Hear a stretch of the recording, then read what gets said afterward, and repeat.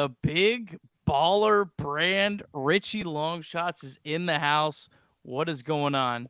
Not much. I was getting ready, listening, and I heard, all right, we're going to take a look at the schedule, and comes back to you guys, and I hear, all right, let's talk about the lineup changes. I'm thinking, I got about 25 more minutes before I have to fully get ready. But no, chilling, living life. Turn the football game off because that thing is curtains. That game is over. It was done about halfway through the first quarter. But poor TCU. Great season though. Do you think Georgia's going to cover my 7.5 point spread? Yes. Okay, Yeah. good, good, good. Yeah. I could play quarterback for Georgia in the second half. They'll cover the second half. They'll cover 7.5. Just It Neil, right? it was funny to watch viewership Yeah. go up, watch the viewer counts go up whenever Georgia would score a touchdown. Viewers would like peak, and then Oh, so it's been a blowout. I know John during that whole thing. First of all, John and I can get together and just talk way too much. So sorry, Nick, for trying to corral that, and for Richie for being behind schedule. Second thing is, John, there was some breaking news during that. We got a football commit, and I saw John trying to work that out while answering questions, and he has to be right on top of it. Plus, there's a lot of questions around the Liberty Twitter bracket challenge right now. There's tons of mentions and people asking questions. So John's got his hands full tonight. I hope he sticks around and watches this because he has been hot picking against the spread here recently. Yeah, John has been hot. 6-3 in the last week, creeping up closer to 500. Is anyone going to catch Richie Longshots? I mean, how comfortable right now do you feel with your what are you 6 ahead of me right now? not very comfortable. All it takes is, a week where you have 9 wins, I have 3 wins, and we're back to even. So no, I don't think nothing's safe. We still have all of February to go. But no, nothing is set in stone yet, and there's a lot of basketball to be played. Yeah, I don't think I've had a week above 7 wins all year, so we'll see about that. Here was last week's. Let's get to this week's picks.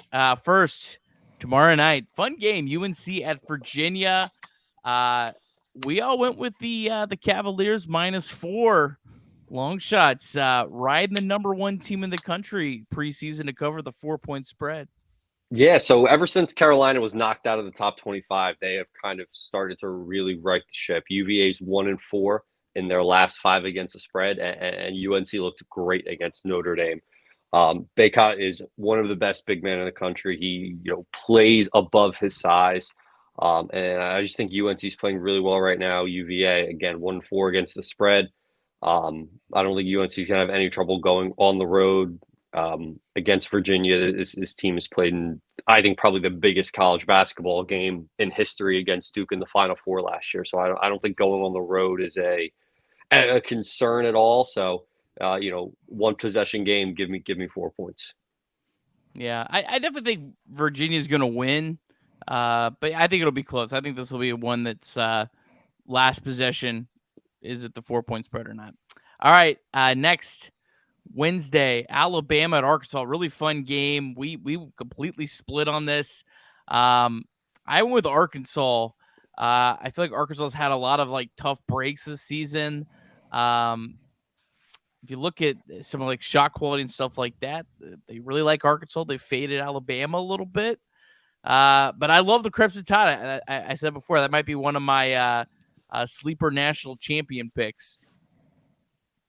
Let me jump in Alabama's a here wagon. sorry, I'm just going to jump in here and say that I'm strictly playing the numbers. Like, there's no way that Alabama should be a 1 point favorite. I mean, given the rankings, given what they've done this season, given everything, there's no way. So I was like, when Vegas knows something, Richie taught me this a long time ago. When Vegas knows something, you ride with Vegas. And I know he's going to say Bama's a wagon, but if you're looking at it from just glancing at this thing, which is basically what I did, I'm saying no, there doesn't make sense. So I'm going with Vegas. I love a 1 point, 2 point dog at home. I love that. Eye test. Alabama has been the real deal.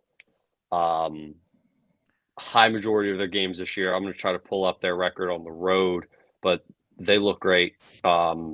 13-2 this year. Conference game, they've covered their last 3. 3-1 away against the spread. Arkansas 5-6 against the spread at home. So Bama could do it on the road. That was a throttling of Kentucky, and we'll get into Kentucky later, but that was a throttling. That was a statement win that I think they build off of. This is why you're in first place. Yeah. Dang it. Arkansas's 10th in Ken Palm, though. This is they're a good team, and this is Arkansas is not Kentucky. They're tough. No, this is a fun game. agreed. I think this is the first time I've faded Bama all year. So no, I love Bama. I need a couple more points. I'll be interested. This is a really interesting actual spread because I have no idea what the is it out yet? There's no look ahead yet. But I mean, I just looked. Arkansas's last 5 games, they lost to Auburn, they beat Missouri, they lost to LSU, and then they beat Asheville and Bradley. So like, what are we doing here? What have they done at home this year? They haven't lost at home this year. Those games are on the road. It's a different environment. You have a huge boost. They're 10th in Ken Palm. I don't know. We'll see. This will be a fun one to watch. Now I'm more invested in this game. Right? I'll be watching it Wednesday night. All right. I faded the Flames. I hated doing it. There is no way I would take North Alabama plus 18 if I knew for sure Darius McGee was 100%, but with Darius McGee not being 100%, that's a lot of points for me. That's pretty much it. That's my entire logic on this. I think he plays. Like you said, he's going to want to play. He's going to want to be involved. It might be a Darius plays the first half type situation, and if that's the case, we cover 18. I think we have enough depth to, if he does come out and if we're up 20 points at the half, I'm not worried about some of the 6, 7, 8 guys coming in and just letting up and blowing the lead. I think you can kind of keep it consistent if it is a big lead at half and he does come out. And North Alabama's been a decent, better than recent years this year. I mean, they just lost to Stetson in overtime, only a 4-point loss at Bellarmine. They did beat Jacksonville State on the road. So they're an interesting team. And they also had a crazy win over Ole Miss that I think it was a very fluky game, but whatever. But Chad, what made you go with North Alabama in this one? I love their coach. He's been consistent for a long time. And sometimes in conference play, you can throw all of that out because this coach knows that coach, this system knows that system, and they can game plan. He's been game planning for Darius McGee for a long time. And, I just think that he understands. I mean, they feel like, I don't know, it feels like the last few times we've played them, it's been close. And, I just sometimes in conference games like this, we absolutely obliterated Jacksonville State, but in conference games like this, especially when the coach has been around for a long time, I feel like you just have to play to at least a 10-point game. When it's 18, you're like, man, like Tony's not going to come in here and get beat by 18. Not. I don't know. Even if he doesn't have the horses, he'll have the strategy. You hear me out though. Darius doesn't play. He zigs, we zag. Yeah, now that's we true. Know what to do. That's true. I don't know if I would have. I don't want to zag without Darius. I'll be honest. I'd rather zag any other way, but not without Darius. Before this year, Liberty really struggled to cover these big spreads. This is kind of the first year that it's happened a lot. Too. So This is. I'm interested to see how these games play point out. That's a great point. All right, we're split on this too. Florida Gulf Coast at Eastern Kentucky. I think this was the one game that I went back and forth the most on. All the numbers just support EKU. I like in my gut think, no, EKU's not going to win, not going to play that well in back-to-back games against the two best teams in the conference. But all of the numbers that I looked at completely supported going with EKU. Long shots our champion. You're going with both of you guys are going with FGCU. Yeah, I just think EKU just won that game because we missed 4 of 21 from 3. We hit 2 of those threes. We win this game. We win that game. We hit 3 of those threes. We win that game and cover. So I fully expect FGCU to shoot well. Their numbers on the road not that bad. I'm surprised. I thought this would be more 5-6 points. So I will trust FGCU on the road. Experienced team. EKU. Did you see that celebration in the locker room? Might have been reading their press clippings. Partied a little too hard. So yeah, no, they're way too amped up for winning a conference game in January. That I think Florida Gulf Coast comes in and humbles them. Well, welcome back, John. Any comments on the first 3 games? No, I'm riding with Liberty, especially in these home games as big favorites until they flame out. Sorry for the pun, and I'm with you on Alabama. I'm not picking against them after seeing what they did to Liberty back early in the year. I'm not picking against them. I think I picked the Crimson Tide every time we've had them during this pick'em contest, and I'm gonna continue to ride with them. Speaking of slipping up after a big win, did you see the guy in the celebration almost break his neck? The head coach come flying in the locker room like it slips, and I was like, man, they got him up off the ground, and he was able to have a little bit of a water fight there after a conference win. But yeah, I do think that EKU is going to follow that lead, and they're going to slip up here against FGCU after a big win against Liberty.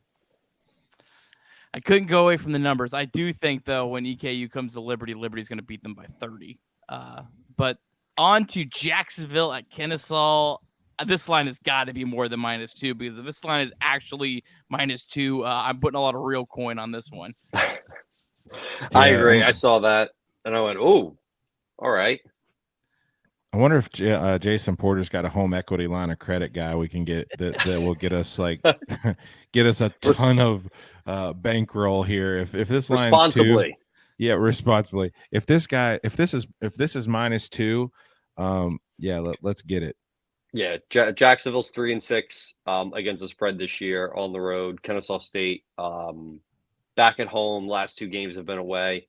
I love a team coming home for the first time. Imagine it's going to be a decent crowd, students coming back to campus. But yeah, this should be a runaway. So the free square for the week.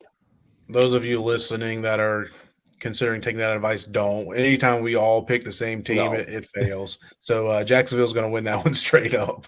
Yeah. When you see, we should get someone to run the stats of like when we all 4 pick something, what actually happens. Now, the last couple we've actually we started off really bad on that, but the last couple I think we've done pretty well. We didn't have one last week. We're in the swing of things now. I saw one down there. Go back last week. I saw one down there. We? Towards the bottom. UNF. Yeah, we all missed that one. Kennesaw. Nice. Oh, Kennesaw. We all got Kennesaw. And Kennesaw though. So 50%. So somebody get Jason Porter's home equity line of credit guy on. Oh, then we also had the Liberty game. Go back. I'm ready to go. Yeah. I feel like Liberty shouldn't count though. If that's we were 2-1 last week. Yeah, that's a profit. We're hot. 2-1 is group ride. Here we go. All right, I'm the only idiot that went San Diego State -8. I think people are overhyping New Mexico a little bit with their hot start. San Diego State, this is their conference. They are going to come out. They're going to want to have a statement win, and all the numbers support them winning. I expect San Diego State to win this game, but 8 points is a lot against a good New Mexico team. Let me tell you why a ton of points a game. Oh, sorry, Richie. This is why I picked New Mexico, is because they paid Richie McKay like $400,000 for his first 2 or 3 years when he was our coach, because he was making $600 there. He came here and was only making $200, but part of his buyout was they had to pay the difference for like the first 3 or 4 years. So ever since then, I've been riding New Mexico.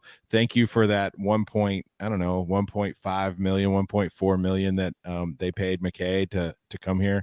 I love that. So go Lobos. Yeah. San Diego State 4-9 this year against the spread as favorites. New Mexico 2-0 against the spread as underdogs. And again, they have a high-powered offense, and they're gonna be shooting all game long. So in a game like that, you can give me 8, I'll take it. New Mexico has a bit of the tournament since 2014, so suck on that for getting rid of Richie.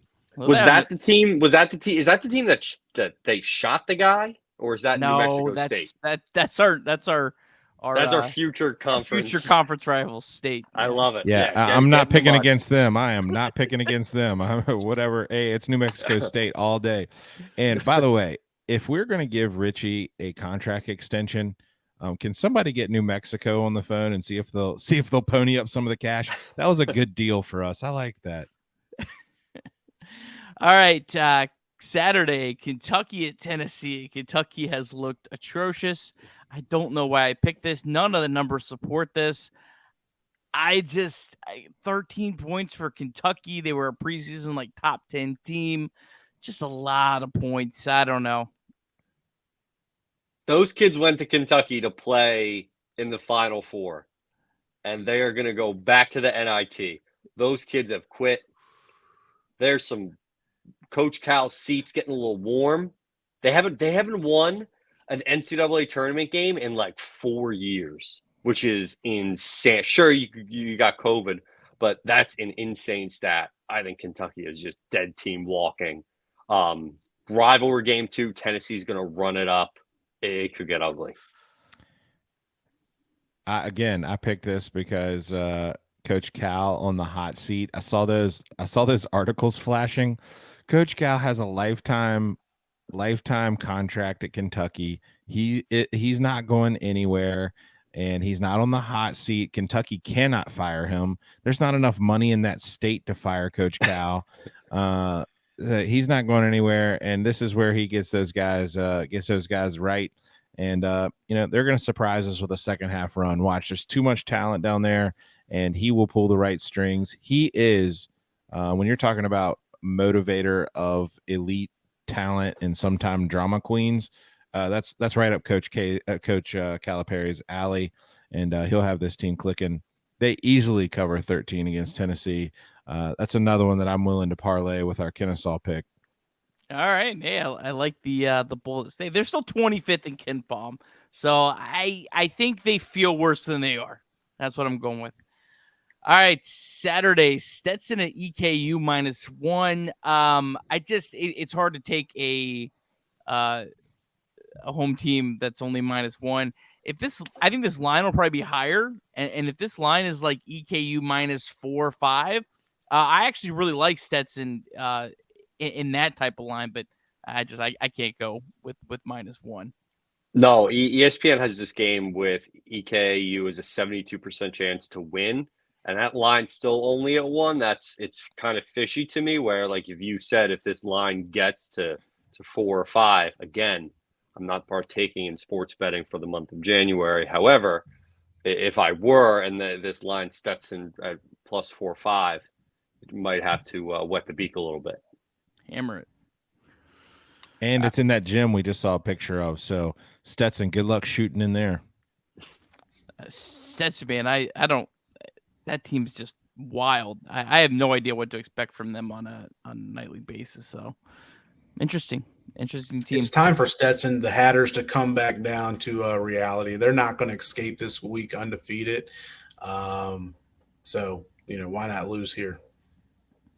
All right. We'll see if the wood ceiling does them in. Austin P at Lipscomb. Long shots. You are the only one going with the Bison -4. Yeah, every week I have one of these games. I just strictly go off my gut, my instinct. I don't look at any of the numbers.